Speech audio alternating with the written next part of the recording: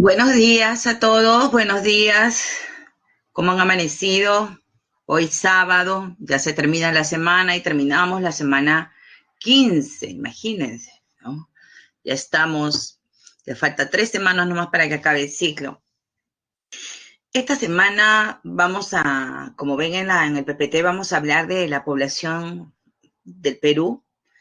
Vamos a hacer un análisis de las diferentes variables e indicadores que nos ha dado el censo y otros instrumentos para conocer la realidad poblacional del Perú, tanto en los espacios urbanos como rurales y también nuestra calidad de vida. En educación cívica vamos a continuar con el estudio de los órganos constitucionales autónomos. Les adelanto de que, bueno, en el examen nosotros no tomamos cifras, pero sí podemos colocarles cuadros estadísticos para que ustedes interpreten e identifiquen los enunciados correctos, ¿no? Referente a ese, digamos, cuadro estadístico que le podamos colocar o gráfico, ¿sí? Entonces, estar atento a cuáles son las tendencias en cuanto a las variables demográficas, dónde se ubica la población, qué tipo de población somos, ¿no? Etcétera. Pueden ir anotando también, ¿no? Digamos, algunas cosas que voy indicando que son necesarias que recuerden para el examen.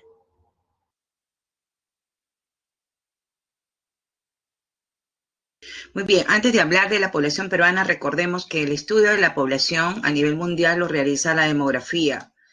Esta ciencia aborda ciertos aspectos como el tamaño de la población, la estructura, cómo se encuentra distribuida a nivel mundial o a nivel de un territorio nacional y cómo ha venido evolucionando como población, cuáles son los cambios que se han ido dando de censo a censo. Y hablando de censo a censo, la demografía hace uso de varias fuentes de información y la más importante sin duda son los censos, los cuales se realizan pues en un plazo máximo de cada 10 años, que es el plazo límite de censo a censo. Pero también cada año la RENIEC, en nuestro caso, nos brinda información muy importante, como por ejemplo el número de nacimientos, el número de funciones, la población por sexo, la población infantil, la población juvenil, la población en edad laboral, la población adulta mayor. Todas esas características, soltero, casado, todo eso digamos, la RENIEC, gracias a que todos estamos registrados ahí, digamos, nos da una rica información, incluso el nivel de estudio, porque uno pone en el DNI azul, ya pone el nivel de estudio que tiene. Y tenemos las encuestas hogares que son muestrales, ¿sí? La institución encargada de hacer el estudio demográfico de la población peruana y del análisis de estas cifras, pues es el INEI, ¿no? Que llevó a cabo el último censo en el año 2017. El censo nos brinda información básica pues para realizar los diagnósticos sociodemográficos y tomar decisiones, sobre todo tomar decisiones a nivel de los gobiernos locales, gobiernos regionales y sobre todo la política de Estado, cuáles son las políticas de Estado, ¿no? Y en función de ello, en función del conocimiento de la realidad poblacional es que se diseñan, repito, las políticas de Estado. Entonces, por eso es muy importante. Muy bien. ¿Cuáles son las variables e indicadores demográficos que se tienen en cuenta para conocer la estructura, el tamaño y la estructura de la población? Bien, tenemos estas dos primeras variables e indicadores demográficos. Tenemos lo que es población absoluta y lo que es densidad poblacional. La población absoluta, pues, se refiere al número total de habitantes. En el censo arrojó en el 2007 que éramos, digo tiempo pasado, que éramos 31.237.388 habitantes. Esta cifra resulta además de la población que fue censada, quiere decir que estuvo en su domicilio el día del censo, y la población omitida, aquella que no estuvo en su domicilio en el momento del empadronamiento. Entonces, población censada más población omitida, ¿sí? Nos da población absoluta. La población omitida es aquella, repito, que no estuvo en su hogar en el momento de censo. De repente fue un médico, enfermera, técnico de guardia en los hospitales y clínicas, o fue un policía que estuvo de servicio, o un militar que estuvo de servicio. Entonces, y hasta los mismos encuestadores que no estuvieron y que estuvieron haciendo esa labor, pues loable labor porque no es remunerada, ¿no? Bien, entonces así es como se da y tenemos resultado de la población absoluta, la cual puede determinarse a nivel nacional, regional, ¿no? Provincial, distrital y de centros poblados. Incluso separar a la población absoluta del área urbana y del área rural, ¿no? Todo es en términos que cuantitativos, ¿sí? Porque dicen un territorio específico. Ese territorio específico, repito, puede ser un centro poblado, puede ser un distrito, puede ser una provincia, una región, puede ser la población del área urbana o rural. Pero aquí tenemos el otro indicador demográfico. ¿Qué nos indica? Nos indica cuántos habitantes hay por superficie, ¿correcto? ¿Cuántos habitantes hay por kilómetro cuadrado? Por una superficie de 1 kilómetro cuadrado. ¿Cómo resulta esto? Resulta de dividir la población absoluta, o sea, este de aquí es población absoluta, ¿no es cierto?, entre la superficie total del territorio peruano, regional también, provincial o departamental, ¿no es cierto?, o distrital. Entonces también se puede saber, así como se puede saber cuál es la población absoluta de un distrito o una provincia, también se puede saber cuál es la densidad demográfica de un distrito o una provincia o una región, ¿no? Básicamente la densidad poblacional es la que nos señala si es que el país está densamente poblado o no, o si en la provincia de Lima o provincia del Callao estamos como sardinas, porque ya no cabe ni una persona más, ¿no? O estamos tan holgados como madre de Dios, ¿no? Entonces, eso es importante para medir la concentración poblacional, ¿sí? Que permite, para el examen, ojo, permite evaluar la concentración poblacional. Muy bien, el INEGI nos señala además, de acuerdo a sus proyecciones y teniendo en cuenta la natalidad y la tasa de crecimiento, las migraciones, etcétera, señala muchas variables que para el 2021, o sea, para el otro año, el Perú tendrá más de 33 millones de habitantes. En realidad ya estamos bordeando los 33 millones, ¿no? De hace rato. Porque obviamente estas proyecciones no contaban con el millón de extranjeros que ya tenemos, ¿no?, en el territorio nacional. Y tenemos las tasas. ¿Cuáles son estas tasas? Tenemos las tasas de fecundidad y la tasa de natalidad, que no debemos confundirla, porque la tasa de fecundidad está relacionada con el promedio de hijos, ¿no?, que tiene una mujer en edad fértil. ¿Qué edades se consideran fértiles? De 15 a 49 años. Y el promedio de hijos por mujer en el Perú ha ido descendiendo. Si vemos este cuadro aquí que nos podrían colocar en el examen, porque no está en la separata, ¿no? Entonces, incluso pueden colocar un cuadro que esté en la separata también. Entonces, vemos cómo esta tasa de fecundidad ha ido comportándose de manera descendente, ¿no?, hasta este año 2020. Las mujeres, cuando no existía, pues, los métodos de planificación familiar, ni la T de cobre, ni el condón, ni la píldora del día siguiente. Entonces, aquí, pues, ¿cuál era el control de la natalidad? Solo era, ¿no?, el embarazo. De tal manera que la mamá, mientras que daba de lactar, no salía embarazada. Pero una vez que ya no daba de lactar, pues, se volvía a embarazar. Y entonces resulta que entre los años 61 y 72 se da la llamada explosión demográfica, ¿no? Y las mujeres pues tenían como conejos, ¿no? Yo soy una de 7 hermanos. Tengo amigas que son una de 11 hermanos. De repente ustedes tienen bastantes tíos, ¿no? Y todos sus tíos nacieron la mayoría en este periodo. Entonces, el promedio de hijos era mucho. Miren cuánto era el promedio de hijos, si vemos el cuadro. Acá está, ¿no? En 1940 y 1961 era más de 6. En el 72 está pisando 6, promedio 6 hijos, imagínense, en el Perú. Hoy, ¿cuánto ha descendido? Ha descendido pues a 1,5, perdón, 1,5, porque en 2007 fue 1,7, ¿no? 1,5, ¿no? Entonces las mujeres, algunas tienen 1, 2, eso es relativo, ¿no? Porque hay algunas que no tienen ninguno y otras tienen 3, ¿no? 4, pero el promedio nacional es 1,5. Está demostrado que en el ámbito rural las mujeres tienen más hijos que en el área urbana. Y todo también depende de la región. En la selva tienen más hijos, por ejemplo, que en la sierra, y la sierra más que la costa. Y tenemos el número de nacimientos por cada 1.000 habitantes, ¿no? En un territorio. Esto nos permite medir el ritmo en la, digamos, de la cual se viene comportando esta tasa, ¿no? Y a qué ritmo están, digamos, incrementándose, más peruanos se están sumando, ¿no? Digamos, al Estado peruano, a la nación peruana, perdón, ¿no? Entonces, ¿cuántas personas se incorporan cada año a la nación peruana? Según las estimaciones del INEI, en el 2016, ¿no? Se incorporaban 18,3, ¿no? peruanos o peruanas por cada 1.000 peruanos. ¿Se dan cuenta? Mientras que en el 2021 ya desciende, pero muy poco, a 18,1.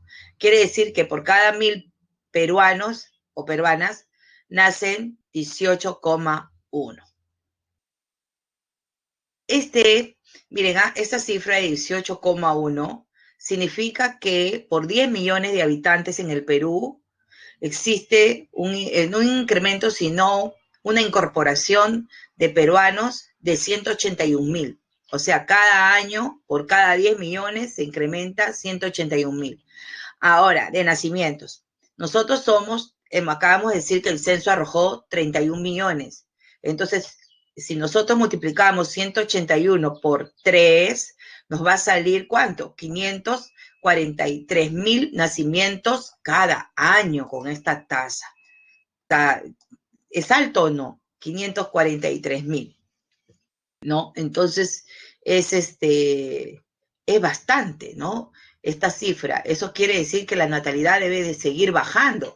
Tanto la fecundidad como la natalidad, si queremos que digamos, el crecimiento de la población peruana siga disminuyendo en términos cuantitativos, no cualitativos, sino cuantitativos, pues hay que seguir bajando, digamos, las tasas de fecundidad y las tasas de natalidad, ¿no? El problema de la idiosincrasia del peruano es pues que cuando tiene un hijo dice, no, que tiene que tener la parejita, que uno no es ninguno, ¿no? Y entonces pues mínimo 2, dice, ¿no? Entonces es parte de la idiosincrasia peruana que hace que estas tasas no sigan bajando y prácticamente se hayan pues ahí como estancado, ¿no? En los últimos años. Y tenemos la tasa de mortalidad, que es ya el número de funciones por cada 1.000 habitantes también en un año, igual que la natalidad, todo se mide en un año. De acuerdo al INEI, la tasa de mortalidad en el 2019 llegó a 5,79 muertes por cada 1.000 habitantes. ¿Qué nos dice este cuadro? ¿Cómo se ha venido comportando la tasa de mortalidad? Vemos que significativamente cayó, ¿no? Y cayó más o menos, se observa, ¿no? De 25 a 15 a 1961, ¿no? 72, 70, 90, 95. Hasta aquí. Pero después, ¿qué ha pasado con esta tasa? Prácticamente esta tasa, ¿sí? Se ha encontrado un equilibrio desde el año 2000 al 2020, ¿no? Casi las variaciones no son muy significativas y como vemos las barras casi están en el número 5, un poquito más, ¿no? Entonces, les decía que la mortalidad en los últimos años, la tasa se ha mantenido igual prácticamente, ¿no? Homogénea. Entonces, el descenso mayor ocurrió entre la década del 40, 60, pero hay que tener en cuenta que aquí hay 20 años. Acá hay 20 años. En cambio, aquí hay 11 años nada más, ¿sí? Y aquí hay, entonces, 9 años, 9 años. Entonces, por eso es que vemos una caída vertiginosa, porque, repito, esto tenemos los datos solo del 40 y 61. Entonces no se olviden que la tasa de mortalidad ha descendido, la tasa de natalidad también ha descendido, la tasa de fecundidad también ha descendido, pero esta es al revés, ¿ya? La esperanza de vida, también llamada expectativa de vida, es la media de la cantidad de años que vive una cierta población en un cierto periodo de tiempo, ¿no? Se establece la media del promedio de años que vive una cierta población.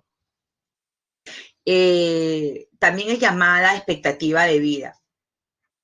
La esperanza de vida, de acuerdo al INEI, a inicio del siglo XVIII, o sea, perdón, del año 2018, o sea, en enero del 2018, era de 75 años, ¿sí? De acuerdo a, repito, INEI, ¿ya? Pero a fines del 2018 ya el PNUD nos da una cifra de 76, ¿no? Años, ¿ya? Pero esta, repito, fue la esperanza de vida determinada por INEI a principios del año 2018. Vemos entonces que esta tasa ha venido ascendiendo poco a poco, ¿no? Poco a poco los peruanos viven más y el promedio de años se incrementa. Cuando yo nací, no les voy a decir qué año, pero sí les voy a decir el periodo. Yo nací aquí en la época de la explosión demográfica, de las fuertes migraciones, cuando se inician las migraciones, ¿no? Y mi esperanza de vida fluctuaba entonces, miren, entre 50 y 53 años, porque ni siquiera llega a la mitad, ¿no? Allí, entre 50 y 53, 54 años era la esperanza de vida. Entonces, mi esperanza de vida al nacer era de 54. Eso no quiere decir que ahora en el 2020 mi esperanza de vida siga siendo la misma, ¿no? Sino que, digamos, la media del grupo de peruanos ha ido en ascenso, toda vez que ha ido mejorando la calidad de vida de la población peruana, ¿no? Y el acceso a la salud, servicios, etcétera, ¿no? Nutrición. Y entonces, al mejorar la calidad de vida del poblador peruano, el avance también de la medicina y las ciencias, la esperanza de vida se ha ido, pues, incrementando. Ahora veamos cuál es la dinámica de la población.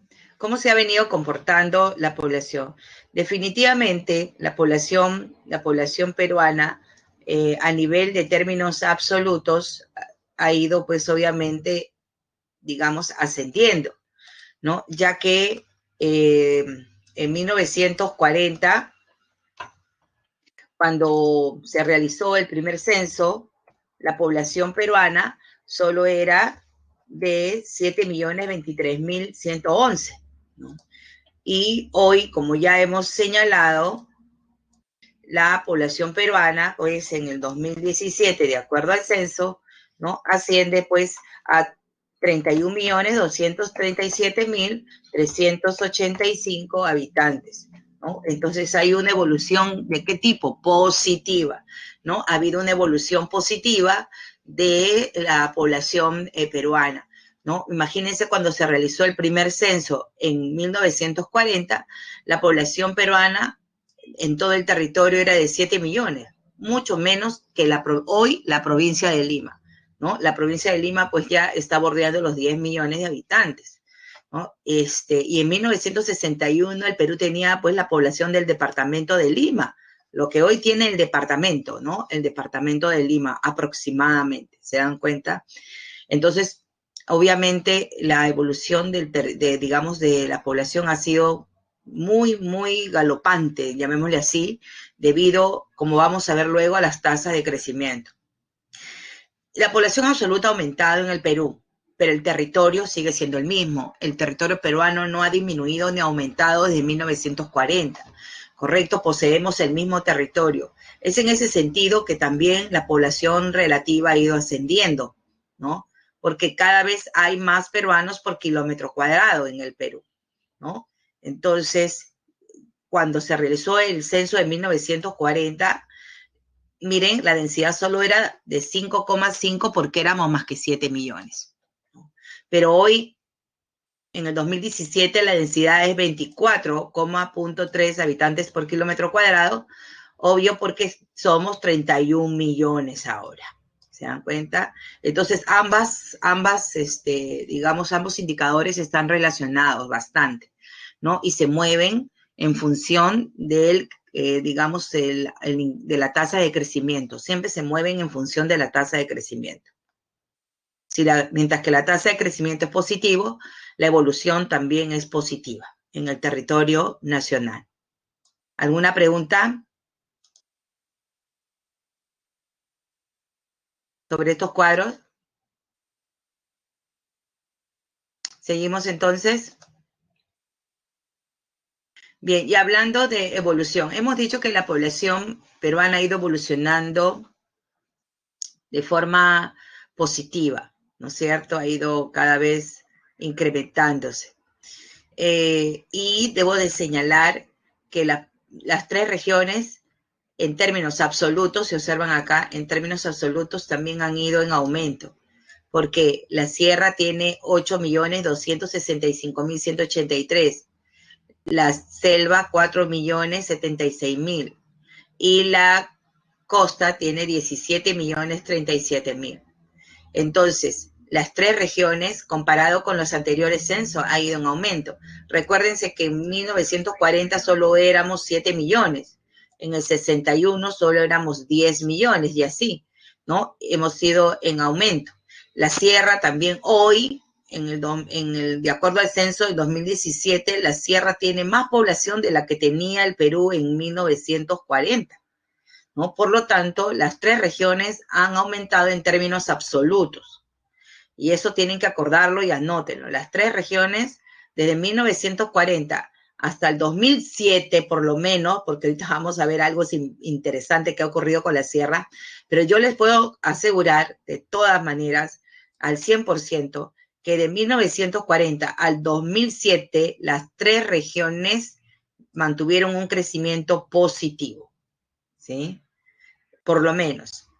En el caso de la sierra, también tuvo un crecimiento positivo del 2007 al 2017. La selva del 2007 al 2017 también tuvo un crecimiento positivo, pero la sierra ya no, y lo vamos a ver luego, ¿sí? Pero ¿qué nos está diciendo este cuadro? Esto para que ustedes sepan que a pesar de que ustedes ven así un declive en la sierra, no es que haya perdido población desde 1940, ha ido perdiendo poco a poco población, no. Igual ha crecido, igual que la costa y selva.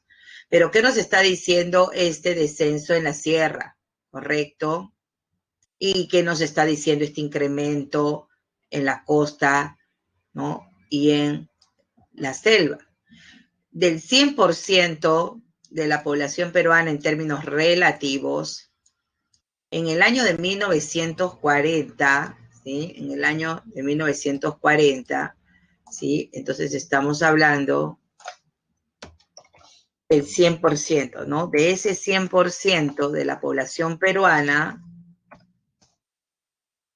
¿ya? Del 100% de población peruana, en 1940, el 65% de esos 7 millones, ¿se acuerdan? En 1940, el 65% se encontraba en la sierra. Eso es lo que nos está diciendo, ¿no? De esos 7 millones. Mientras que de esos 7 millones, el 28,3 se encontraba en la costa y el 6,7 se encontraba en la selva. ¿Qué ocurrió después? Ocurrió que la costa y la selva comenzaron a crecer a un ritmo mayor que la sierra. O sea, la sierra también incrementaba su población, pero poquito, ¿no? O sea, digamos 500,000 más, 600,000 más entre censo y censo, mientras que la costa pues aumentaba en, en 500,000 habitantes más entre el 61 y 72. Entonces, la velocidad con que creció la población costera producto de las migraciones fue mayor. Por eso es que ahora representa, ¿cuánto? Representa el 58% del total de la población, que son 17 millones. Y la selva también creció un poquito más más rápido que la selva, que la sierra, perdón, ¿no? Entonces, su incremento fue mayor que la sierra, y entonces vemos que la sierra cae significativamente, ¿no? Debido a que, repito, la velocidad de crecimiento de la sierra era muy lento comparado con la costa y con la selva, ¿ya? Cuando nosotros le pongamos en el examen un cuadro como este en términos porcentuales, el análisis solo será en términos porcentuales y no absolutos, ¿no? Salvo estas cifras de aquí que me indican, ¿no? Cuál es la región, cuánto representa ese 58%, ¿no? En términos absolutos. Y cuánto representa este 28% en términos absolutos igualmente en la selva. ¿Alguna pregunta sobre este cuadro?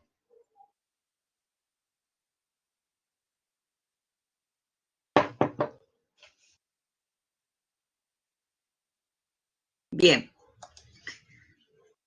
Ahora, hemos visto que la población se concentra principalmente en la costa, ¿no?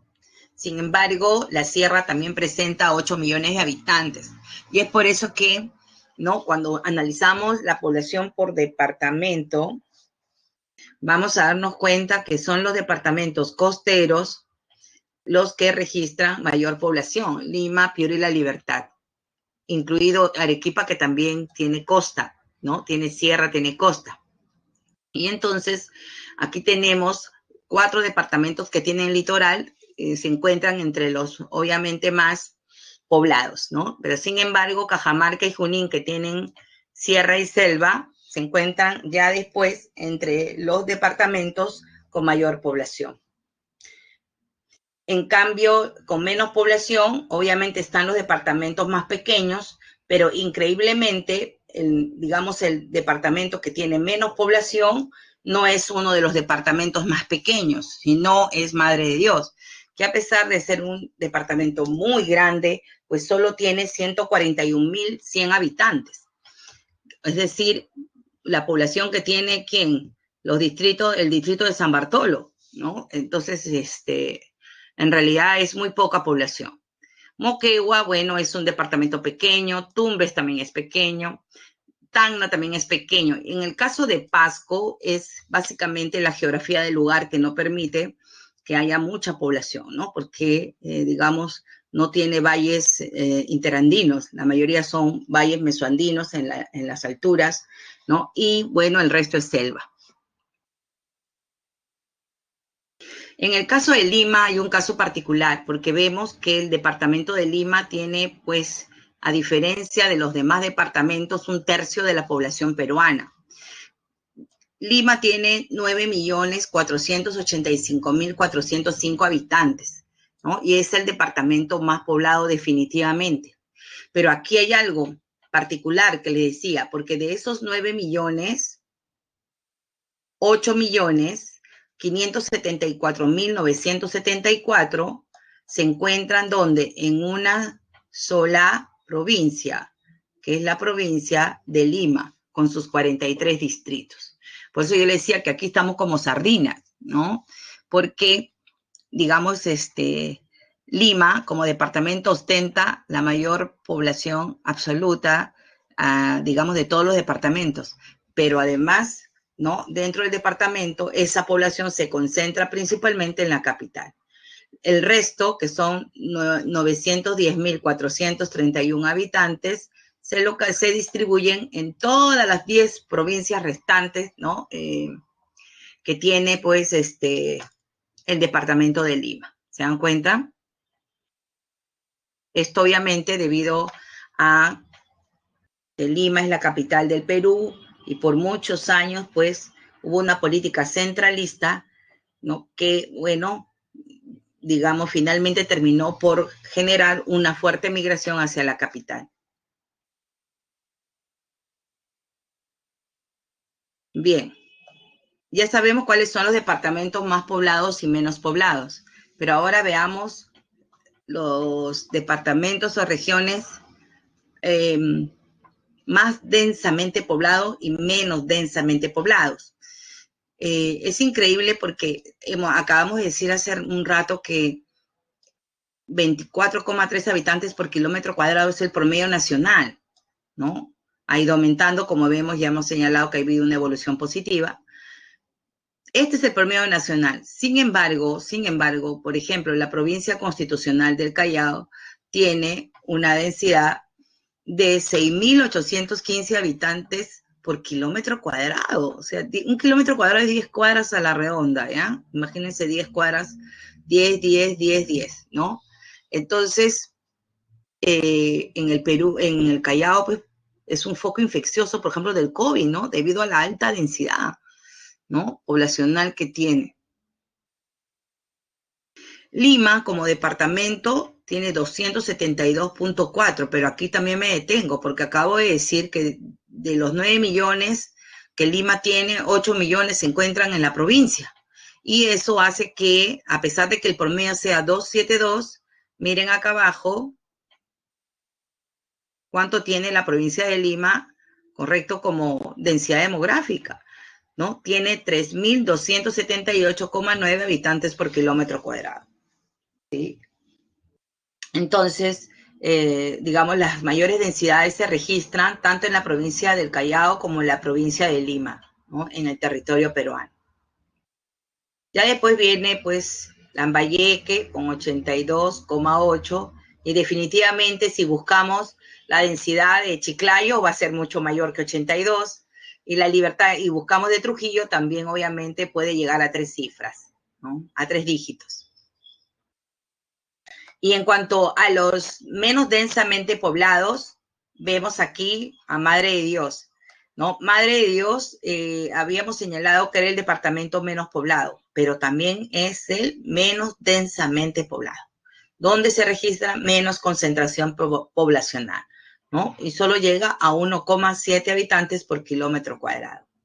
Le sigue Loreto y luego Ucayali, 3 departamentos de la selva, 3 departamentos muy grandes, de gran tamaño, ¿no? De gran tamaño.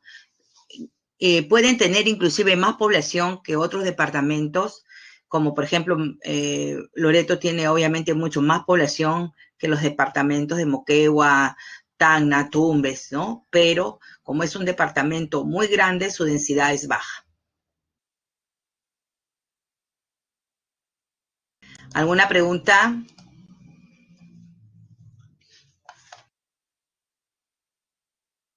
¿No hay preguntas? ¿Todo bien?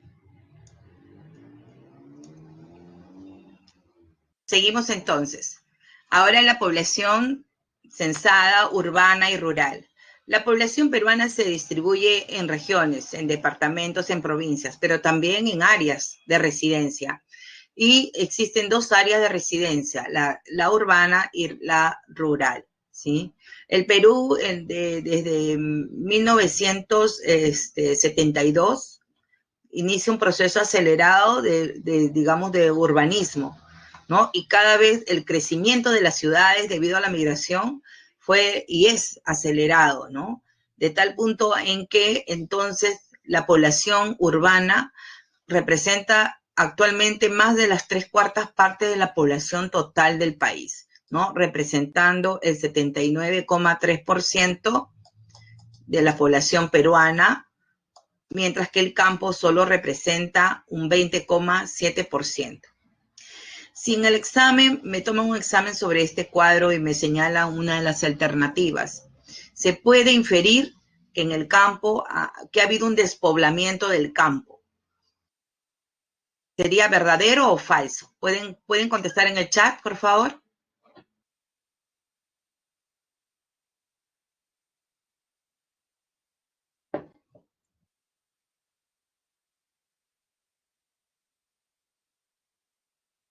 Falso, muy bien, ¿sí? Claro, porque estamos hablando de solamente términos relativos. Eso no significa que ha habido un despoblamiento del campo y que la población del campo no ha aumentado pues en los últimos 100 años, ¿no? Entonces, supongamos en los últimos 60 años, de 1940 al 2020, ¿no? Entonces, en los últimos 80 años la población ha ido en aumento siempre, mientras que ya les dije, mientras que la tasa de crecimiento se mantenga positiva, entonces habrá incremento poblacional, ¿correcto? Entonces, no se puede inferir eso. Aquí lo único que se infiere es que ha habido un crecimiento más acelerado del área urbana que del área rural, ¿sí?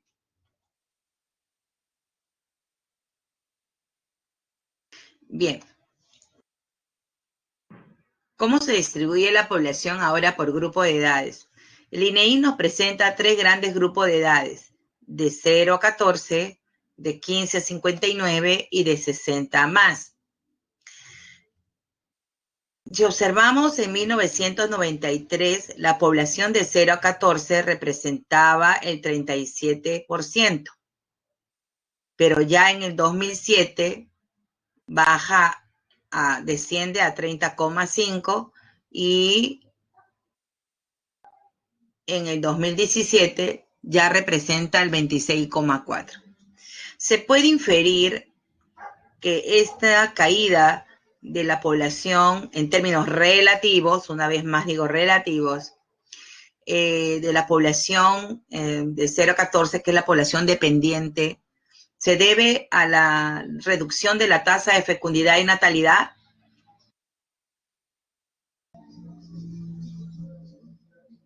¿Qué dicen? Se puede inferir que la población dependiente de 0 a 14 ha disminuido en términos relativos, producto del descenso de la tasa de fecundidad y natalidad.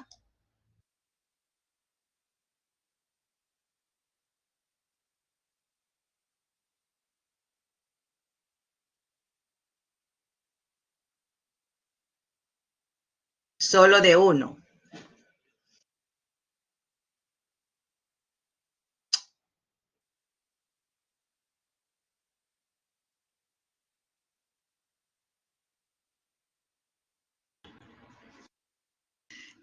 La tasa de natalidad es el número de nacimientos por cada 1.000 habitantes y la tasa de fecundidad es el promedio de hijos por mujer. ¿Sí? Eso es. ¿Sí? La fecundidad es el promedio de hijos por mujer y la natalidad es el número de nacimientos por cada 1.000 habitantes. ¿Correcto? Y entonces,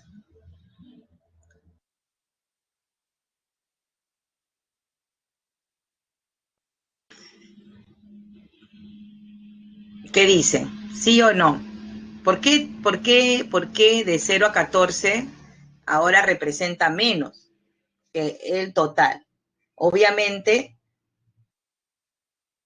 el grueso de la población que nació en la década de 60, 70, donde se dio la explosión demográfica, ese grueso de la población que nació, estoy dentro de ese grueso de la población que nació en la década de 60, 70, ahora está acá, ¿no? Toda esta población que nació, que era infantil y que nació, digamos así, vertiginosamente, digamos, nacieron en la década de 60, 70 y 80, ahora forman ese grueso de la población.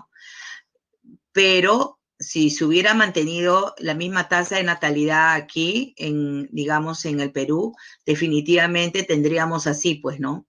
Tendríamos algo así, algo parejo, pero no, sí tiene que ver con la tasa de natalidad, ya chicos, sí tiene que ver con la natalidad. No estamos hablando de este grupo todavía, ¿no? Yadira, todavía no estamos hablando de este grupo, solamente estamos hablando de este grupo.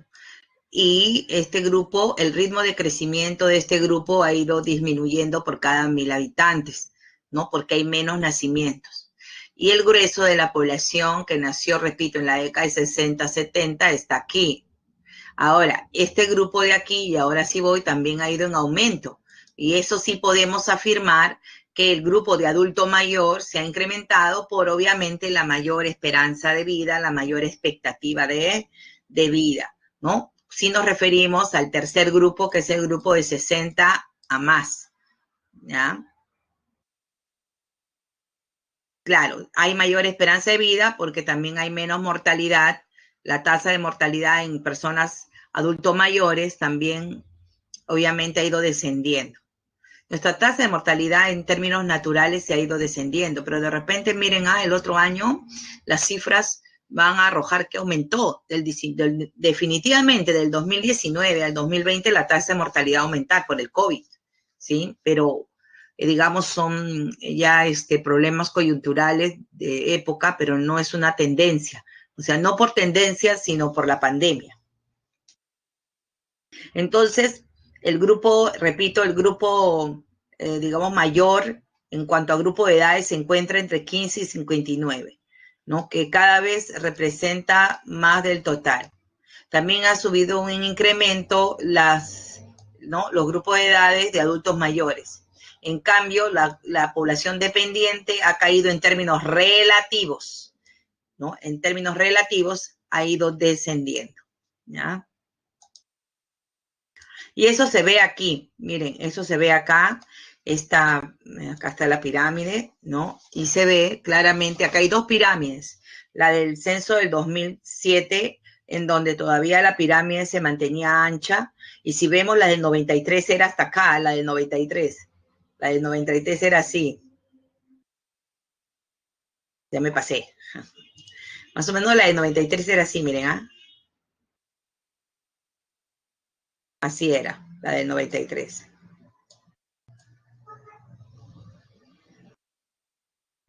Entonces, nuestra pirámide de ser como una base ancha en el 93, en el 2007 sigue siendo ancha, pero ya se nota que hay pues una pequeña reducción, ¿no? Pero ya en el 2017, que es esta pirámide de acá, la de acá, vemos cómo la base se ha angostado, ¿no? Y en cambio, ¿dónde se ha ensanchado? Aquí donde se encuentra el grueso de la población.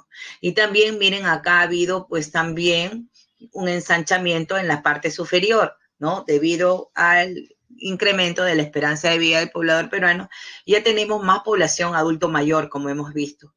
Entonces, nuestra pirámide ahí va a ir cambiando. Cuanto más una pirámide se angosta aquí, correcto, cuanto más se angosta, imagínense que nuestra pirámide sea luego así, ¿no? Entonces ella se anche por aquí y sea como las de Estados Unidos, así, entonces como un árbol, pero diferente. Entonces, ¿qué quiere decir cuando una pirámide se ensancha en la parte del medio y se angosta en la parte inferior?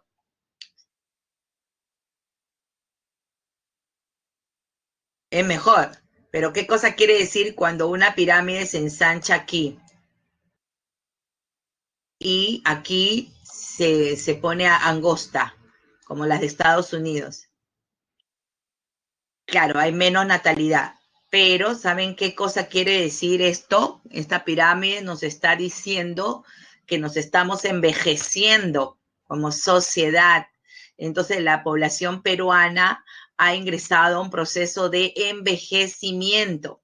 Y eso, ¿sabe cómo se refleja? No solamente en la pirámide, sino aquí, miren la edad promedio, ¿no? Se estima que para el 2021, si el otro año ya la media del Perú sea 30,6 años. El promedio de años de los peruanos es de 30. Antes era 22, 18, ¿no? Entonces 16. Ahora ya pues se ha duplicado el promedio de edad. Entonces somos una población netamente joven adulta, ¿no? Y adulta, donde está el grueso de la población, ¿ya?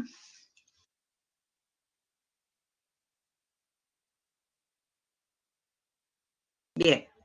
Y tenemos ya la población por sexo. Bueno, aquí se afirma que hay todavía se mantiene un equilibrio entre, digamos, la población hombre y mujer. En el 2007 habían 164.473 más mujeres y en el 2017 hay ya 480.370 más mujeres. ¿A qué se debe que haya más mujeres que hombres, creen ustedes? A ver, ¿quién me dice? ¿A qué se debe que haya más mujeres en el Perú que hombres?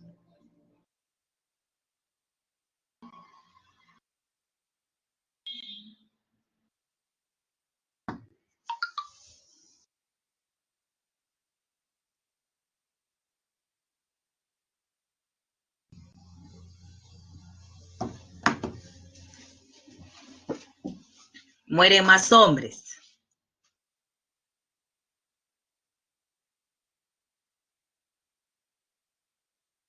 Mueren más jóvenes los varones. Si nosotros vemos aquí, vuelvo a la pirámide para que ustedes chequen acá. Acá, desde acá, ¿no? Si ven acá, entonces, ¿dónde se ha ensanchado más? En el lado de las mujeres. En cambio, se ha ensanchado menos en el lado de los hombres, ¿sí? Eso quiere decir que la esperanza de vida de las mujeres es mayor que la del varón, ¿no? No es que nazcan más mujeres, sino que los hombres se mueren más rápido, ¿sí? Entonces, debido justamente a esta, digamos, indicador que es, pues, la expectativa de vida o esperanza de vida. Claro, los hombres llegan menos, ¿no? Hay más viudas que viudos, en conclusión, ¿no? Entonces es en las edades adultas, no en la edad de ustedes, ¿ah? En su grupo de ustedes no hay más hombres, más mujeres, bueno, ligeramente puede, ¿no? Pero las grandes diferencias están arriba, en las edades de adultos mayores, ¿ya? No en su grupo de ustedes. Muy bien, y yo he hablado ya de crecimiento, crecimiento, crecimiento. ¿Qué es la tasa de crecimiento? Se entiende por tasa de crecimiento promedio anual, ¿no? Al indicador que evalúa la velocidad del incremento anual de la población en términos relativos, ¿sí? ¿Cómo se ha venido comportando este incremento en términos relativos? Básicamente, la tasa de crecimiento promedio anual es el aumento real de la población, nos indica cómo aumenta la población de manera real en términos relativos, ¿sí? Para calcular la tasa de crecimiento se tienen en cuenta varias variables. ¿Cuáles son? Acá abajo, la fórmula. Tasa bruta de natalidad menos tasa bruta de mortalidad, lo que se conoce como tasa de crecimiento natural, ¿sí? A los que nacen se le restan los que mueren, ¿no? Y tenemos la tasa de crecimiento natural en el Perú. Pero además tenemos que tener en cuenta un fenómeno social, ¿no es cierto? Que es la migración. Y tenemos que, en el caso del Perú, tenemos que sumar esta tasa, además digamos, de lo que resulta de la TBN menos la TBM, tenemos que sumarle la tasa neta de migración. En el caso peruano, nuestra tasa neta de migración es negativa, ¿correcto? ¿Por qué? Porque en el Perú es mayor el número de migrantes que el de inmigrantes. O sea, son más los que están afuera, los que se han ido, que los que han llegado en el Perú, ¿correcto? Por ahora sigue, a pesar de la migración venezolana, colombiana, ¿no? Y otras que han llegado al Perú en estos últimos años, a pesar de eso todavía el número de migrantes en el Perú es mayor que el de inmigrantes. Bien, así es como se calcula. Ahora, como dice, nos permite evaluar, ¿no? Es el indicador demográfico que nos permite evaluar el incremento, a qué ritmo ha ido creciendo la población. Así pues, entre 1940 y 1961, la población creció a un ritmo de 19 por mil, o sea, 1,9% significa 19 por mil, ¿no? Por cada 1.000 habitantes, un incremento de 19. Pero se disparó y llegando hasta 2,8, que es 28 por mil. ¿Sabe qué significa 28 por mil? 280.000 por cada 10 millones de habitantes. Si se hubiera mantenido esta tasa, ahorita seríamos como 50 millones de habitantes, y hasta más, creo yo, ¿no? Se disparó terriblemente, ¿no? Ya entre el 72 y 81 desciende, pero casi nada, 2,6. Luego a 2 entre el 81 y 93, y luego con las políticas de Estado del gobierno fujimorista, ¿se acuerdan? Hasta de las esterilizaciones forzadas, los métodos de planificación familiar, nos bombardearon en los colegios, hasta repartían condones en los colegios, ¿no? Y ahí, todo era planificación familiar, me acuerdo, entre el 93 y el 2007, ¿no? Logrando descender, pues, 6 puntos más ya en el último periodo intercensal a 1. ¿Qué significa ese 1%? Significa 100.000 por cada 10 millones de habitantes, ¿no? De ahí que el Perú, de acuerdo al INEI, entre el 2007 y 2017, esta tasa de 1 significa esta de aquí en términos absolutos, 301.662 habitantes cada año, con esta velocidad, ¿no?, de incremento anual de 1%. 1% significa 301.662 habitantes cada año, correcto, cada año. Ahora, esto se fue al diablo desde el año pasado, pues, ¿no?, por las migraciones, ¿no? Entonces, allí la diferencia entre inmigración y migración ya es menor. Entonces, como repito, estas proyecciones solo se hacen esto ocurrió antes del fenómeno migratorio, del 2019, desde el 2018, 2019 y 2020. Porque todo comienza en el 2018, ¿no? ¿Se acuerdan? Las oleadas migratorias.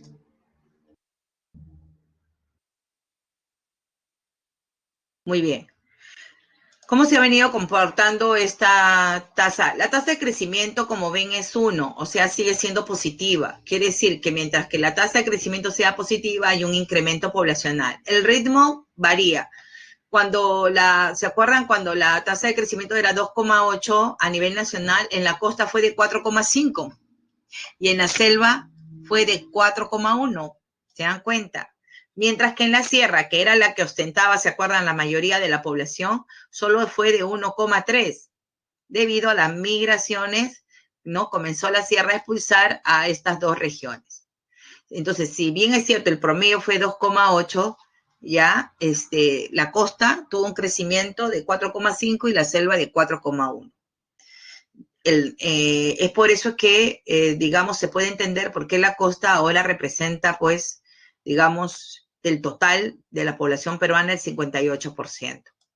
Pero además de verificar eso, en donde que la costa y la selva registran mayores velocidades de crecimiento, ¿no? Porque si bien es cierto, aquí van disminuyendo, las tasas sigue siendo, digamos, mayor que la sierra y la selva, ¿no?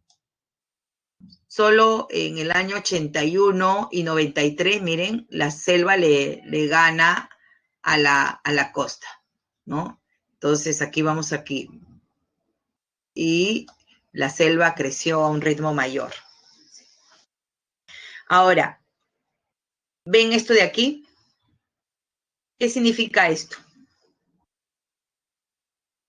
¿Quién me dice qué significa eso?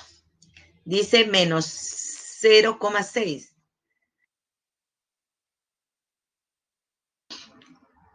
Claro, porque la tasa ahora es negativa. Y cuando una tasa es negativa, significa que ha habido no un crecimiento, sino un decrecimiento, ¿no? O sea, al revés, ¿no? Dejó de crecer la población de la ciudad. Por primera vez un censo del Perú arroja un decrecimiento en una de las regiones. Entonces, ¿por qué la sierra, no? Ni siquiera crecimiento cero, ¿no? Aquí hay menos 0,6. Quiere decir que la sierra ha perdido población entre el censo del 2007 y 2017, ha perdido población, ya que tenía una tasa negativa, que significa, repito, decrecimiento. Este gráfico no está en Enlace Parata. Si quieren, tómenle la foto para analizarlo y tenerlo en cuenta. De repente en el examen de admisión pueden, de casualidades de la vida, pueden colocar o uno parecido, ya, entonces se van a acordar qué significa.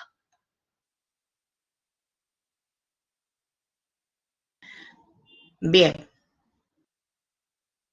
¿Alguna pregunta? Qué bueno fuera que yo sepa las fijas. Todo es una... Si fuera yo vidente ya no estaría dictando acá ya, ¿no? Bien.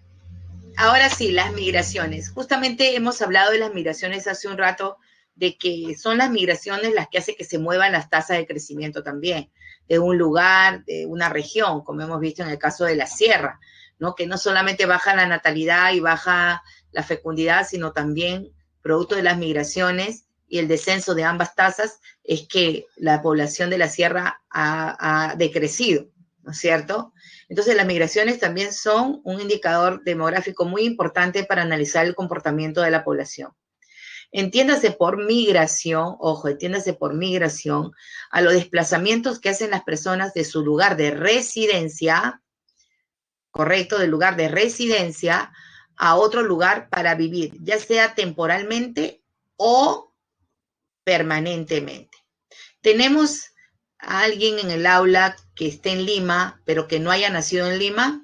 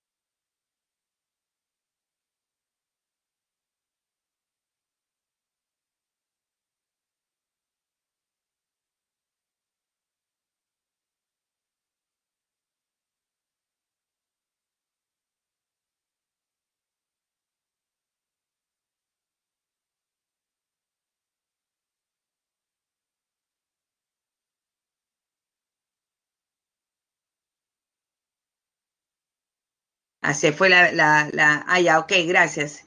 Les decía que les preguntaba de dónde son, de qué lugar y cuánto tiempo tienen en Lima para saber si son migrantes de toda la vida o migrantes recientes, ¿ya? Porque hay dos clasificaciones. Entonces, tenemos migrantes de toda la vida, aquellos que tienen más de 5 años residiendo en un lugar que no es su lugar de origen. Y migrante reciente es aquel que tiene un tiempo menor de 5 años. Jean tiene aquí unos 15, 16 años, entonces eres un migrante de toda la vida, ¿no? Y Giovanni también es migrante de toda la vida, ¿no? Omar, Omar, ¿cuánto tiempo tienes aquí? Toda tu vida, ok, desde pequeño entonces, ¿no? No tenemos migrantes recientes, alguien que tenga menos de 5 años residiendo aquí en Lima. Entonces, acuérdense que se le llama migrante reciente a aquel que tiene menos de 5 años viviendo en una ciudad que no es su lugar de origen, ¿correcto? Y entonces la mayoría de ustedes que han participado y que me han ayudado para explicar esto son migrantes de toda la vida, ¿sí? Las causas obviamente son diferentes, veamos, ¿no? En cuanto a las causas, tenemos sobre todo las que atrajeron los polos de la década del 60, 70, que son las socioeconómicas, ¿no? Mejorar condiciones de vida. Las de la década del 80, 90, el terrorismo, la violencia social, ¿no es cierto? Pero también hemos tenido flujos migratorios debido a las altas contaminaciones, digamos, del medio ambiente, en el caso de la población de La Oroya, ¿no? Que sale de La Oroya hacia otras ciudades como Huancayo, ¿no? Para, digamos, liberarse de la contaminación generada por la refinería. Y tenemos también, obviamente, el centralismo, ¿no? Que generó que Lima sea la ciudad dotada de todos los servicios básicos, puestos de trabajo industriales, ¿no? Etcétera, y que pues se convirtió en el polo de atracción. Es así como en el Perú han habido varios flujos migratorios, ¿no? Y todos del campo a la ciudad, escuchen ahora, del campo a la ciudad, de la sierra hacia la costa y hacia la selva. Y además de eso se añade que el lugar, digamos, principal de atracción fue Lima, ¿no? La capital. Por eso es que hoy tenemos 10 millones de habitantes. Bien, además de esta migración interna, tenemos la migración externa, ¿no? Que ella es la que se da, pues, a nivel internacional, ¿no? Y que, obviamente, las causas pueden ser cualquiera de ellas. Hay países donde hay muchos conflictos, otros hay desnutrición, hambre, miseria, ¿no? Y las causas o factores de la expulsión de población migrante hacia otros lados son diversas, ¿no? Y producto de la globalización. Es así como el Perú, en una época muy difícil, ¿no? Que fue la década del 80, 90, expulsó mucha gente al exterior, ¿no? Y toda la década del 90 y hasta el 2017, el número de peruanos alcanzó la cifra de 3.089.123 personas. La mayoría de los peruanos se encuentran en Estados Unidos, el 30,9% se localiza, repito, en Estados Unidos, y le sigue Argentina. Dirán, Miss, pero Argentina está hasta las patas. No, lo que pasa es que estamos hablando de ¿cuántos años? 27 años, ¿no es cierto? Entonces, en la década del 90 hubo un flujo muy importante de peruanos hacia Argentina, ¿no? Y que, bueno, muy pocos han regresado, si no se han quedado a pesar de la crisis. Igual en España, ¿no? Hay gente que se fue a España, pero que luego ya migró a otros países de Europa debido a la crisis también que hubo en España, ¿no? Bueno, se ha ido recuperando la economía española. Chile también ha sido un polo de atracción, Italia, Japón y otros países, ¿no? En cuanto a los grupos de edades, acá no ha salido todo, pero de 0 a 14, ¿sí? Digamos el 11% más o menos, digamos, de la población de 0 a 14 se encuentra en el exterior, ¿no? Y la población de 15 a 29 años, migrante, representa el 30,7%, que no ha salido en el cuadro, ¿no? Ahí, ¿sí? Ya después tenemos de 30 a 49, 40,5, y de 50 a 64, 12,5.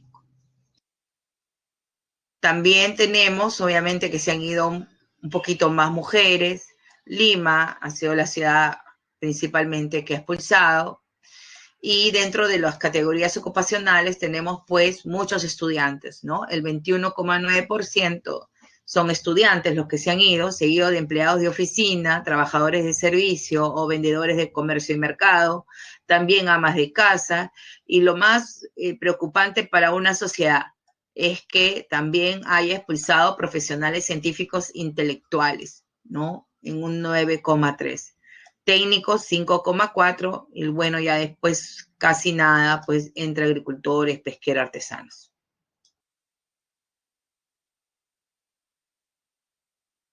Y tenemos ya la migración extranjera que he venido un poco hablando, ¿no?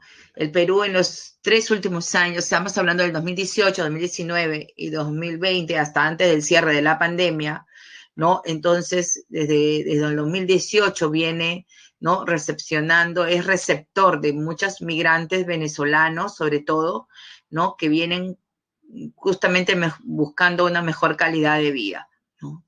Los migrantes venezolanos representan el 84,4% de toda la población extranjera en el país. Se estima que al cierre del 2019, entonces en el Perú existían 963.528, pero estas cifras oficiales, porque aquí no se contabilizan los venezolanos que han ingresado de manera ilegal al territorio peruano. Por eso es que ya se habla de más de 1 millón, ¿no? Incluso solo de venezolanos. Y tenemos, pues, que además de la migración venezolana, pues, tenemos un pequeño porcentaje de colombianos, españoles, producto de la crisis también salieron algunos españoles, ¿no? Y bueno, ya, pues, un 1% de estadounidenses, ecuatorianos, argentinos, ¿no? Chilenos, brasileños, etcétera. Muy bien, para terminar geografía, les había señalado que la población, digamos, se distribuye en 2 áreas de residencia, ¿no? Las áreas urbanas y las áreas rurales, y que ha habido un crecimiento acelerado desde la década de 60 de las ciudades, y que entonces las ciudades ya representan más de las 3/4 partes de la población nacional. INEI señala como un centro poblado urbano aquel que tiene como mínimo 100 viviendas agrupadas contiguamente. Entonces estamos hablando, ¿no?, de una calle larga, ¿sí? Entonces, aquí, supongamos que hay una plazuela, sigue otra calle, y entonces las casas están contiguamente así, mínimo 100 viviendas, ¿no? Y aquí tenemos otras viviendas, y hay acá hay una planificación de urbana, ¿correcto? Hay urbana. Suficiente con lo que yo he graficado para ya considerarse como un centro urbano, ¿correcto? No tiene que ser como la ciudad de Lima, ¿no? Basta 100 viviendas agrupadas contiguamente para que sea, pues, repito, un centro poblado urbano. Por excepción, dice además la norma, se considera urbano a todas las capitales de distritos, aun cuando no reúnan la condición que hemos indicado, ¿no? Entonces pueden ustedes de repente ir a un lugar y parecerles un espacio rural, y no, sino es un espacio urbano, ¿ya? ¿Cuándo es rural? Digamos, legalmente rural, ¿no? Cuando este espacio tiene menos de 100 viviendas contiguas, o que teniendo 100 viviendas, como en este caso, porque yo calculo que aquí, esto que hay una pequeña foto aquí, debe haber más, que teniendo 100 viviendas se encuentran estas dispersas, como observan, ¿no? Hay una dispersión de las calles. Entonces, se considera como centro poblado rural, el campo. Bien, las entidades encargadas digamos, responsables de la organización del espacio urbano y rural son el Ministerio de Vivienda, que se encarga de facilitar el acceso a la población a una vivienda digna y brindarle servicios de saneamiento de calidad y sostenible a la población. Y tenemos las municipalidades, que se encargan de la organización del espacio físico, uso del suelo y acondicionamiento territorial de las áreas urbanas y rurales. O también se encargan de dotarle, ¿no?, de infraestructura a las áreas urbanas o rurales, y también renovar lo que esos espacios necesitan, ¿no? Entonces son las 2 entidades encargadas de organizar ambos espacios. Muy bien, ahora sí, para terminar, el índice de desarrollo humano. Una de las características importantes para evaluar si la población ha conseguido su desarrollo humano es este índice, elaborado por el PNUD, que es el PNUD, es el Programa de las Naciones Unidas para el Desarrollo, ¿no? Este índice toma en cuenta, ¿sí?, 3 dimensiones para evaluar si digamos, una determinada población ha alcanzado un desarrollo alto, medio, bajo o muy alto, que es el de disfrutar de una vida larga y saludable. Estamos hablando de la esperanza de vida, y aquí ya está, miren, 76,5, ¿no? El acceso a la educación, y tenemos aquí que el promedio de años de estudio de un peruano es de 9,8 años, ¿sí? Un nivel de vida digno, que se mide con el PBI per cápita, $12,323 anuales, ¿no? Y un índice de pobreza de 21,7%. Con estas entonces variables nos categoriza, ¿no? El PNUD. Y el IDH del Perú es de 0,759, considerado como un IDH alto, ¿sí? Un IDH alto. El Perú se encuentra actualmente en el puesto, ¿qué? 82, ¿no? En el puesto 82 del desarrollo humano. Muy bien, hemos terminado y ahora pasamos a resolver algunas preguntas. Acá.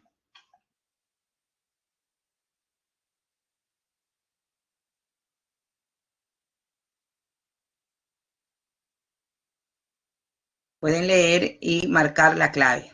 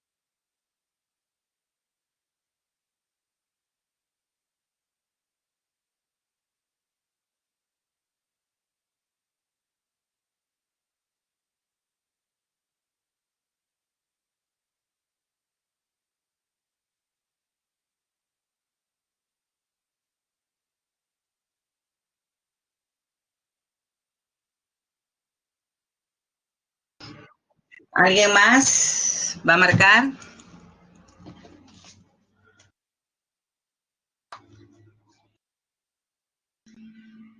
Muy bien, a ver, veamos.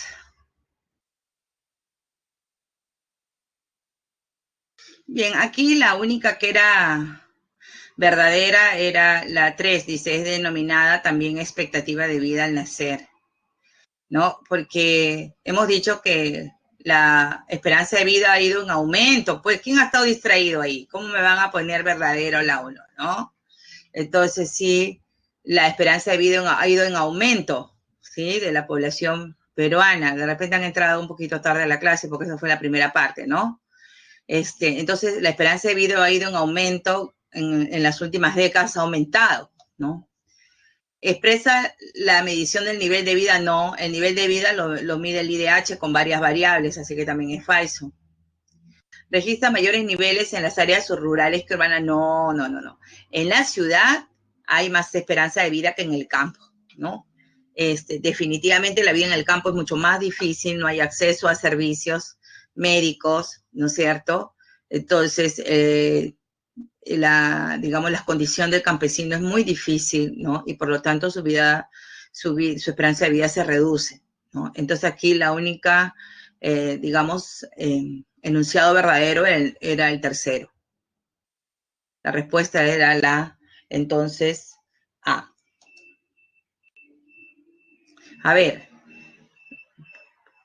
esta de aquí, un cuadro, a ver, un cuadro estadístico.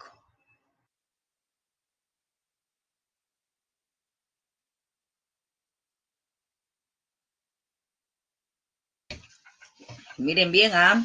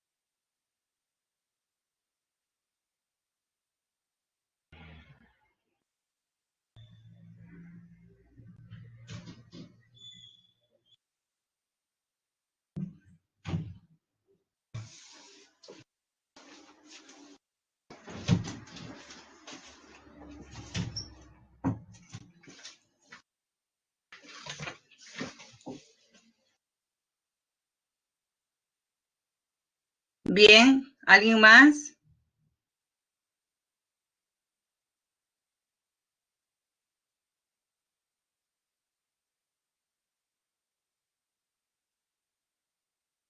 A ver, ¿qué tenemos aquí? En la mayoría ha marcado entonces la letra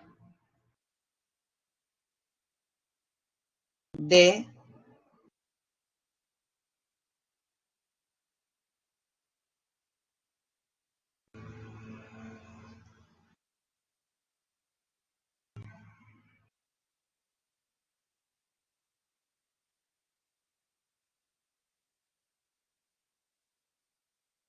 ¿Estará bien la letra D? ¿Qué dice? Leamos. El grupo etario más apto para la producción de bienes aumentó más de 2%. Etario significa grupo con las mismas características. Entonces, ¿y cuál es el más apto para la producción de bienes? Este de aquí, que es la PEA, ¿no? La población económicamente activa. Y en efecto vemos que de 63 subió a 65. Entonces, este de aquí es verdadero, ¿cierto? Luego dice, la población dependiente registró una fuerte caída, dice, entre ambos censos. ¿Cuál es la población dependiente? Este de aquí. Pero se puede señalar fuerte caída, un 4%. No, fuerte caída hubiera sido una cifra mucho mayor de diferencia. Si bien es cierto hay una caída, no hay una fuerte caída, ¿correcto? Entonces este de aquí es falso. El grupo de 0 a 14 disminuye en términos absolutos y porcentuales. Veamos, de 8 millones a 7, ok, y en términos absolutos, y de 30 a 26, también en términos relativos. En ambos, entonces, grupos de edades cae el grupo, ¿no? Digamos, en las cifras absolutas y relativas, en ambas cae. Entonces, esto es verdadero, ¿cierto? Está bien. Luego dice, la tendencia actual de la natalidad explica el descenso de la población, ¿correcto? Entonces, tenemos algún dato, ¿correcto? Algún dato que nos pueda decir que la natalidad, la tendencia actual de la natalidad explica el descenso de la población. Además que la población peruana no ha descendido, ¿correcto? ¿Qué explica la natalidad? La velocidad, el ritmo, ¿correcto? Pero no el descenso, sino el ritmo, la velocidad, ¿correcto? Y además todos sabemos que la población peruana ha ido en aumento. Entonces, en ningún momento la población, la única que ha caído, acuérdense, es la sierra, nada más. Pero en términos a nivel nacional, la población peruana ha aumentado. Entonces también es falso. Aquí solamente era la D, ¿no? 1 y 3. Muy bien. Los demás se las dejo para la casa.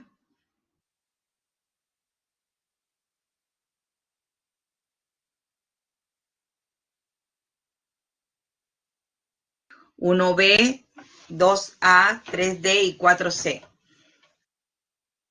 Voy a subir la presentación ahora de cívica, entonces. ¿Alguna pregunta final sobre geografía antes de iniciar cívica?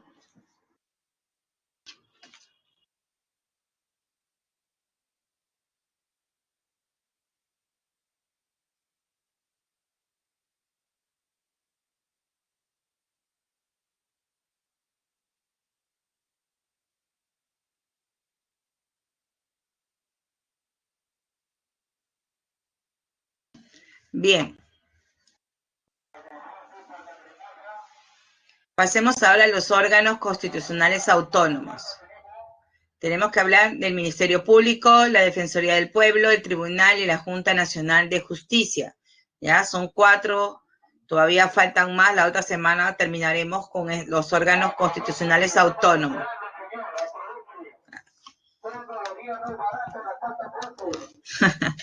Falta fuerte.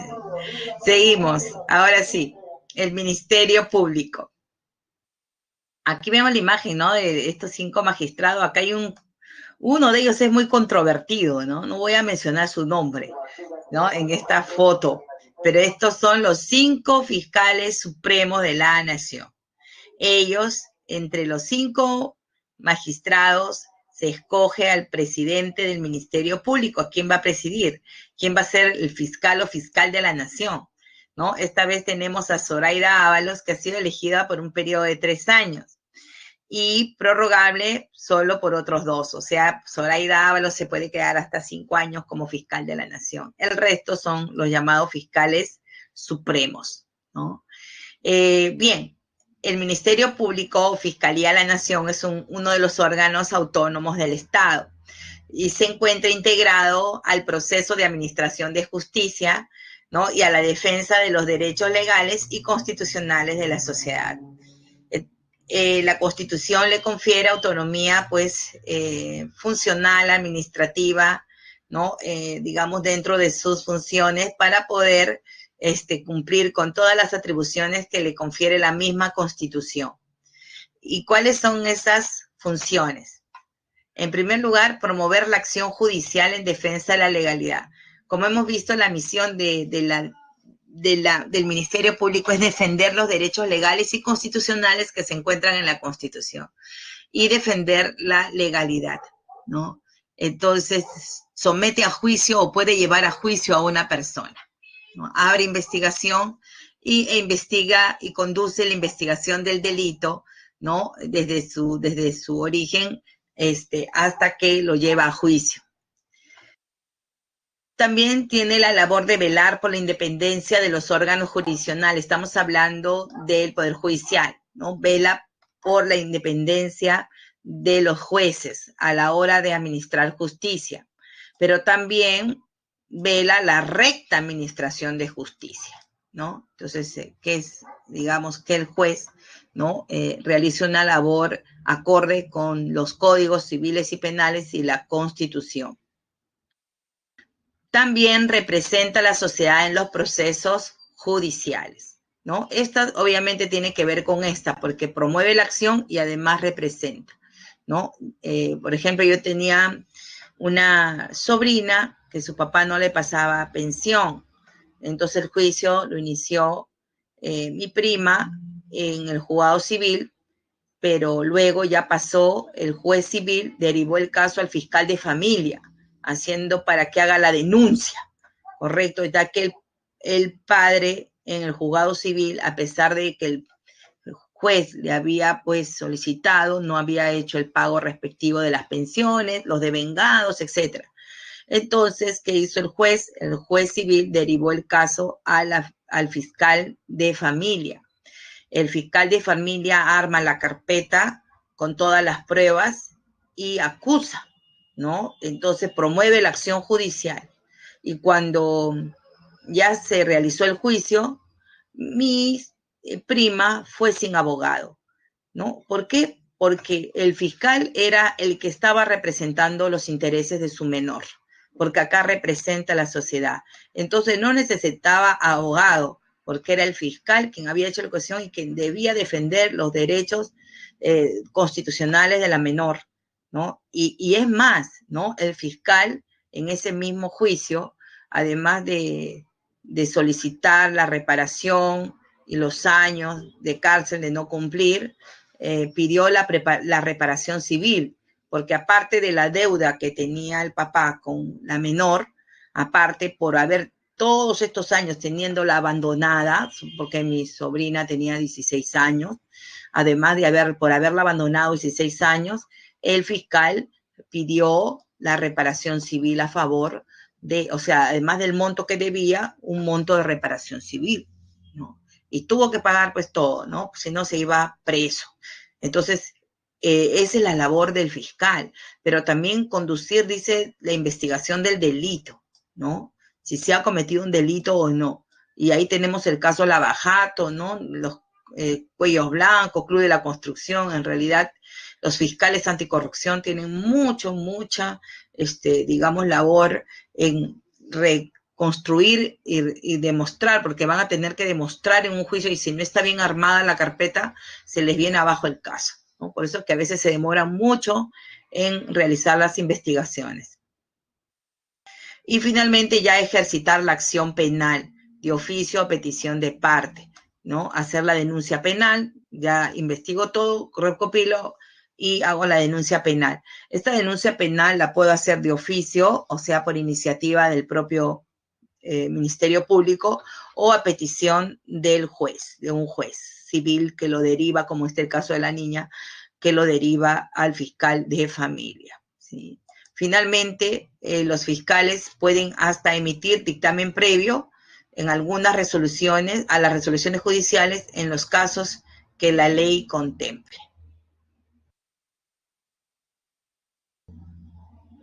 Muy bien, y tenemos ahora la Defensoría del Pueblo. La Defensoría del Pueblo también es otro de los órganos autónomos y colaborador crítico del Estado, dice. Obviamente actúa con autonomía respecto a cualquier poder público o privado, ¿no? No está sujeto a mandato imperativo el defensor del pueblo, ¿no? Y, digamos, todas sus acciones se realizan con la misión de lograr el bien común y defender los derechos de la ciudadanía. Por algo se llama Defensoría del Pueblo. La máxima autoridad es el defensor del pueblo, que es elegido y removido por el Congreso con el voto de los 2/3 del número legal, ¿no? Entonces aquí a la fiscal de la Nación le escoge los fiscales supremos, pero al defensor del pueblo lo elige el Congreso con el voto de los 2/3 y el cargo dura 5 años. El defensor del pueblo no está sujeto a mandato imperativo, nadie, como les hemos dicho, nadie, ninguna autoridad o poder público privado puede, ¿no? Digamos, combinarlo a hacer algo. Pero además goza de inmunidad, que es la misma inmunidad, ojo con esto, que es la misma inmunidad con la que gozan los congresistas. ¿Sí? La Defensoría del Pueblo cumple una función, por lo tanto, mediadora. Es importante saber que la Defensoría no es un órgano judicial, su labor no está en los juzgados, eso es la Fiscalía, ¿no? Que también defiende la legalidad, pero a nivel judicial. En cambio, la Defensoría, su función es más mediadora y el defensor del pueblo no desempeña funciones ni de juez ni de fiscal, ¿correcto? Ni sustituye a ninguna autoridad. No dicta sentencias porque, digamos, no es un fuero jurisdiccional, no impone tampoco multa ni sanciones, ¿no? Lo que hace es elaborar informes, recomendaciones, exhortaciones a las autoridades, ¿no? E informa. Entonces, si hay denuncias que llegan a la Defensoría les da trámite. Por ejemplo, hace muchos años atrás, un grupo de profesores CAS no fueron remunerados por 3 meses en una entidad del Estado. Entonces, presentaron su reclamo a la Defensoría del Pueblo y la Defensoría del Pueblo envió cartas, ¿no? Recomendando y exhortando a cumplir con el sueldo de los trabajadores, pero igual hicieron caso omiso. Entonces se derivó el caso al Ministerio de Trabajo. Y el Ministerio de Trabajo multó a la institución, pero no sé con cuántas UITs, ¿no? Entonces, desde ahí ya, y todavía la institución era del Estado, que es peor, ¿no? Era del Estado la institución, no era privada, era del Estado. Entonces, aún más, ¿no? Se vio obligada a pagar, pues, las multas, ¿no? Y pagarle a los trabajadores. Y justamente, ¿por qué? ¿No? ¿Cuáles son ya las funciones específicas del defensor del pueblo? Además de defender los derechos constitucionales y fundamentales de la persona y la comunidad, supervisa, y lo que yo les decía, el cumplimiento de los deberes de la administración estatal. Entonces, todos los órganos del Estado, ministerio, poderes, gobiernos locales, gobiernos regionales, ¿no? Están bajo la lupa de ¿quién? De la Defensoría del Pueblo. Y ella recepciona todas las denuncias que hayan cometido, digamos, las faltas que hayan cometido los servicios estatales en contra de las personas. Un mal servicio de salud, un mal servicio de educación, cobro indebido de matrículas, ¿no? Etcétera. Entonces, repito, la Defensoría es quien está, digamos, observando y vigilante para garantizar los derechos de la ciudadanía, ¿no? y supervisar la adecuada prestación de los servicios públicos a la ciudadanía también.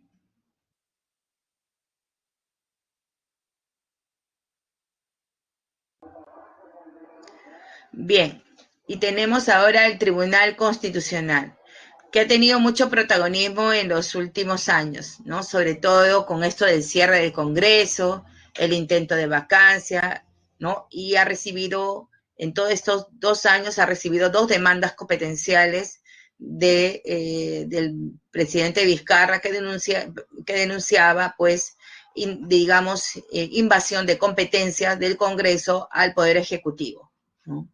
Y también ha anulado muchas de las leyes que ha digamos, aprobado y promulgado el Congreso cuando el Ejecutivo se ha negado, ¿no? Y las ha declarado inconstitucional también, ¿no? Entonces, ¿qué función tienen estos 7 magistrados? ¿Por qué son tan importantes para la democracia en el país? Ellos, pues, representan un órgano que es el órgano de control e interpretación de la Constitución, ¿no? Ellos, digamos, son los intérpretes supremos de la Constitución. Entonces, si por A o B alguna se aprueba y se promulga una ley y un grupo de ciudadanos sostiene que es inconstitucional y demuestra que es inconstitucional, le solicita al Tribunal Constitucional que la declare como tal, ¿no? Y esa ley pierda vigencia. Entonces, el tribunal, como máximo órgano supremo de control y supervisión de la Constitución, hace prevalecer la Constitución por encima de cualquier ley, reglamentos o normas de menor jerarquía, ¿sí? Porque digamos, al Tribunal Constitucional se le ha conferido el principio de defensa del principio de la supremacía constitucional, ¿no?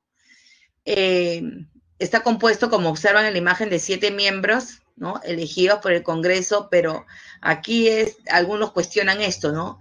Que el Tribunal Constitucional sea elegido por el Congreso de la República por un periodo de 5 años con el voto de los 2/3 también. Bueno, acá no hay 2/3, no dice, pero es 2/3, ¿no?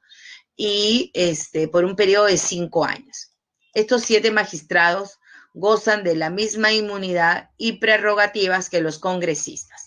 Al igual que el defensor del pueblo, también estos 7 magistrados gozan de la misma inmunidad que los congresistas. No hay reelección inmediata para estos magistrados. Tendría que pasar 5 años más para que vuelvan a convertirse como magistrados. Debido digamos, a la labor tan delicada que van a cumplir estos magistrados, porque pueden incluso anular sentencias judiciales, ¿no? Si es que se ha violentado el derecho al debido proceso, por ejemplo, o puede, digamos, emitir una resolución dando consentida el habeas corpus de una persona que se le ha sido denegada digamos, en todas las instancias del Poder Judicial. Entonces, para ser magistrado de este tribunal se requiere, además de ser peruano de nacimiento y ser ciudadano en ejercicio, ser mayor de 45 años. Por eso los vemos a ellos mayorcitos. Pero además, haber sido magistrado, miren, de la Corte Suprema o fiscal superior durante 10 años. ¿Sí? Durante 10 años. O, de lo contrario, si no ha logrado ser magistrado, haber ejercido la abogacía o la cátedra universitaria en materia jurídica durante 15 años, ¿no? Entonces, de ahí recién ya cumple los requisitos para poder ser magistrado, porque son personas muy eruditas en la interpretación, ¿no? Y control de la Constitución. Bueno, son pues especialistas, tienen maestría, doctorado en Derecho Constitucional. Muy bien, aunque he mencionado alguna de sus funciones, los miembros del Tribunal Constitucional conocen instancia única la acción de inconstitucionalidad, que ya hemos señalado que es una garantía que procede cuando una norma con rango de ley viola la Constitución. Luego tenemos conocer en última y definitiva instancia las resoluciones denegatorias de habeas corpus, amparo, habeas data y acción de cumplimiento, ¿no? Que han sido denegadas, pues obviamente en el Poder Judicial. Y por último, conocer los conflictos de competencia. Como hemos visto, les decía, pues, ¿no? Vizcarra, digamos, presentó una demanda competencial al Congreso por intromisión de funciones, ¿no?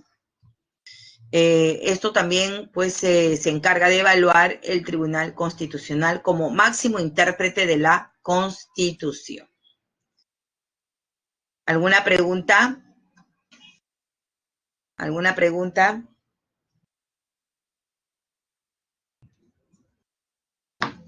Y vamos a la última ya, al último órgano constitucional. Este órgano es, digamos, nuevo porque recién inició sus labores en enero del 2020. Está compuesto por 7 magistrados, ¿no? Titulares que han sido nombrados por concurso público. Acá ellos ya no son nombrados por el poder ni ejecutivo ni legislativo, ¿no? Porque no podrían serlo tampoco, porque su labor tiene que ver con el Poder Judicial y la Fiscalía. Entonces, aquí se necesita mucha transparencia y mucha autonomía para estos magistrados que van a llevar a cabo una labor muy importante, ¿no? Y ellos son elegidos para un periodo de 5 años, repito, por concurso, y además está prohibida su reelección. El concurso, se forma una comisión especial para nombrar por concurso a estos magistrados, que lo preside el defensor del pueblo, ¿no? ¿Y de qué se va a encargar? Pues, de acuerdo a su ley orgánica, ¿de qué se encarga esta Junta Nacional de Justicia? ¿Cuál es, digamos, la labor tan esencial, tan importante, tan decisiva, ¿no? Y que se necesita que sean, pues, personas probas, incorruptibles, etcétera. Bien, en primer lugar, nombrar previo concurso público de méritos y evaluación personal a todos los jueces y fiscales de todos los niveles, incluidos los supremos. ¿Se dan cuenta? Nombrar previo concurso público de mérito y evaluación personal a los jueces y fiscales de todos los niveles. Ratificarlos a los jueces y fiscales de todos los niveles cada 7 años, ¿no?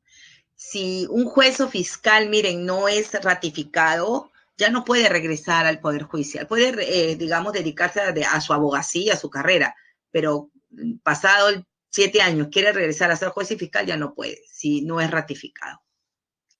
También pueden destituirlos, ¿no? O aplicar la sanción de destitución. Nadie se salva, hasta los jueces supremos y fiscales supremos pueden ser destituidos por la Junta Nacional de Justicia. Y obviamente también todos los fiscales y jueces de todas las instancias pueden ser, digamos, sancionados con la destitución por la Junta Nacional de Justicia. También pueden ser amonestados o suspendidos de hasta 120 días calendario, dependiendo de la falta que se haya cometido administrativa, ¿no? Porque si es delito penal, ahí sí va a ser destituido totalmente. Pero cuando es una falta administrativa, puede ser amonestado, que es un documento escrito, como un memorándum que se le manda, o puede ser suspendido hasta 120 días. Y también es la última instancia de las impugnaciones interpuestas por los jueces o fiscales que han sido sometidos a procesos disciplinarios, ¿no? Y que obviamente el juez o fiscal no está de acuerdo y ha impugnado, pues, digamos, la resolución emitida por ya sea el Ministerio Público o el Poder Judicial. Finalmente, extender a los fiscales y jueces el título oficial que los acredita, ¿no? Porque como ellos someten a concurso público las plazas, una vez que sale la relación de los que han ocupado las plazas, entonces la Junta Nacional de Justicia les entrega su credencial, así como el Jurado Nacional de Elección le entrega la credencial a los congresistas que han sido elegidos, igualmente aquí también se le extiende su credencial. Finalmente, esta Junta Nacional de Justicia tiene una función excepcional, ¿no? Aquí, que no tiene que ver con la Fiscalía ni el Poder Judicial, pero se le ha dado, también se le ha conferido esta atribución especial, que es de nombrar, ratificar y destituir a los jefes de la OMPE y la RENIEC. Este nombramiento también es por concurso de méritos, ¿ya? También es por concurso de méritos, no es a dedo. ¿Alguna pregunta? Esta Junta Nacional de Justicia, como les dije, ha reemplazado al corrupto Consejo Nacional de la Magistratura. Fue aprobado su creación por referéndum, ¿se acuerdan? El año pasado. Muy bien, ahora sí, si no hay preguntas, hemos terminado y pasamos a contestar algunas preguntas. Voy a iniciar la encuesta para resolver esta pregunta.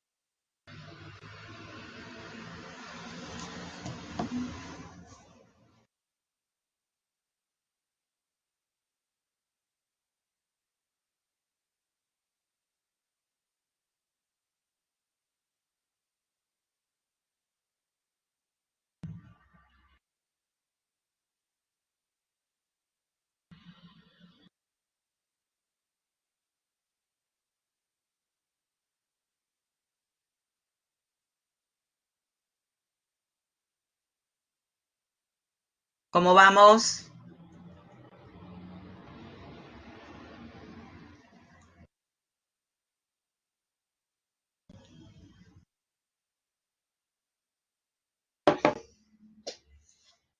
¿Alguien más? Bien. Miren, está bien disperso, ¿no? Tenemos 5 la A, 4 la B, 2C y 2D. Muy bien. Poseen la titularidad de la acción penal. El Ministerio Público promueve la acción penal, pero la titularidad la tiene el juez, pues, que es el que lleva acá, o sea, se emite sentencia, ¿correcto? Entonces, no es lo mismo que poseer la titularidad de promover la acción penal. La promueve, hace la denuncia el fiscal, pero la titularidad la tiene el juez, porque es el que finalmente decide penalmente y sanciona el delito, ¿correcto? Entonces, esta de aquí es falsa, ¿correcto? Muy bien. Y tenemos 2, representa y defiende al Estado, ¿no? La 2. Algunos me han marcado 2 como correcto, ¿no? Y no es así, porque no es lo mismo defender al Estado que defender a la sociedad.